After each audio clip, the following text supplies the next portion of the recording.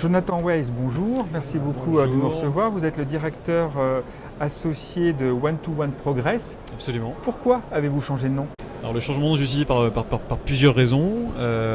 Tout d'abord, on a procédé à un élargissement en fait, de notre offre récemment. On a passé 5 ans à enseigner l'anglais en fait, à des collaborateurs en France. Aujourd'hui, ce n'est plus le cas. Aujourd'hui, maintenant, on est positionné sur 7 langues différentes. Ça, c'est un des premiers changements majeurs de notre activité. On a également lancé très récemment une solution e-learning pour passer véritablement sur des solutions blended distancielles, qui est vraiment en fait le cœur de la demande aujourd'hui, parce qu'on sent bien qu'il y a le besoin un petit peu de casser les codes, de casser un petit peu l'existant et d'arriver avec une solution un peu plus innovante. Et puis, troisième grosse annonce également, c'est le fait que l'on propose aujourd'hui une solution clé en main pour les centres de formation. On se positionne non plus seulement comme un prestataire qui travaille en direct avec les entreprises, mais également comme un apporteur de solutions. Pourquoi avez-vous développé une offre pour les centres de formation? Alors pour plusieurs raisons. Déjà commercialement évidemment, on est en recherche évidemment de prescripteurs, de relais commerciaux. Ça c'est une certitude. L'avantage principal des formations distancielles, c'est qu'aujourd'hui on peut travailler partout dans le monde selon plein de modalités. Okay, on est sur un marché comme le marché de la linguistique, qui est un marché relativement traditionnel.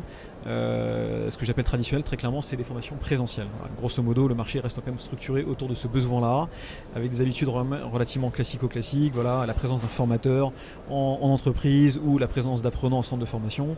Aujourd'hui, c'est plus le cas. On a ressenti ces dernières années vraiment la volonté pour les centres de formation, quelle que soit leur activité, de passer sur un mode distanciel. Quels sont les avantages pour un centre de formation d'utiliser votre technologie? Alors, notre technologie repose autour d'une pédagogie et de convictions assez fortes. On est convaincu qu'évidemment pour apprendre une langue vivante, il faut des formateurs. Donc ça c'est le cœur de l'offre. Donc on a tout développé finalement pour délivrer des formations à distance, avec des formateurs qui sont au cœur du système, qui vont animer les formations de façon individualisée, ciblée, pour caler aux besoins de chacun des apprenants, chacun des profils. La réforme de la formation professionnelle a-t-elle eu un impact sur votre activité? Oui, un impact assez fort, absolument. On a été obligé de revoir un petit peu nos stratégies commerciales, nos stratégies de communication également.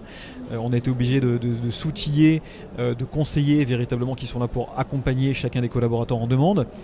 Et puis notre activité a été assez lourdement impactée l'année dernière, parce qu'effectivement il y a eu un ralentissement assez marqué, on va dire, du marché, notamment sur la partie linguistique, qui a pris beaucoup de retard en fait au lancement, à l'allumage de la réforme, les langues ayant été un petit peu oubliées des discussions. Et aujourd'hui, voilà, très clairement, le processus de décision s'organise un petit peu différemment. On voit que tout est en phase de reconstruction à tous les niveaux, à tous les maillons de la chaîne. Les formations en langue sont toujours aussi populaires chez les entreprises? Absolument, le marché est toujours là, ça c'est indéniable. C'est pas la peine de reparler du contexte de mondialisation dans lequel on est, mais ça c'est une donnée de marché absolument certaine. Toutes les sociétés sont confrontées à ce genre de problématiques aujourd'hui. Jonathan, merci beaucoup et bonne continuation. Merci beaucoup Laurent.